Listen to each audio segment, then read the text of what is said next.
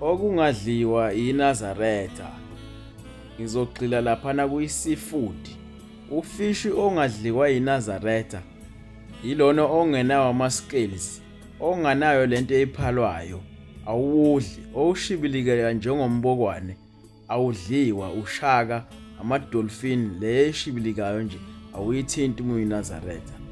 Indlovu-ke nobhejane, idubi, imbongolo akudliwa khona ngoba amanqina akho noma izinyawo zakho azimile engathi iminwe, kepha nje ziwu-round nje, ingakho zingadliwa. Lithi iBhayibheli asidle lezi ezingathi zineminwe phansi. Angithi siyabona inkomo ukuthi lona unyawo lwalo luhlukaniseke kabili phakathi nendawo, ingakho sidla. Lezi ezinye-ke kuthiwa singazidli, ziyamngcolisa kumuntu okholwayo zonke lezi zilwane. Lezi-ke ezidliwa iNazaretha noma umuntu-ke okholwayo. Lezi kuNkulunkulu uthi-ke asihlabe zona. Njengoba niyibona nje inkomo imile, kumele siyihlabe phela bese siyayidla.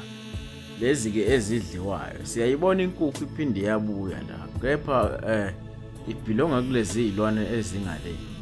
Sikudiscover-late lokho ukuthi ibhilonga ngale. Yebo, yona iyadliwa yona inkukhu, kodwa-ke uma ngabe uthe ukuyivalela ehhokweni wayifida wena ukudla kwakho, wangayiyekelele ekutheni intanta egcekeni ihambe idla zonke lezi zinto ezingahlambulukile. Ngakho-ke uma ngabe wenza njalo, ihlambulukile kuwe, ungayidla-ke yona-ke inkukhu, kodwa kahle kahle ibhilonga kule yilona ezingale. Ngakho-ke yikho lokhu-ke okudliwa iNazaretha.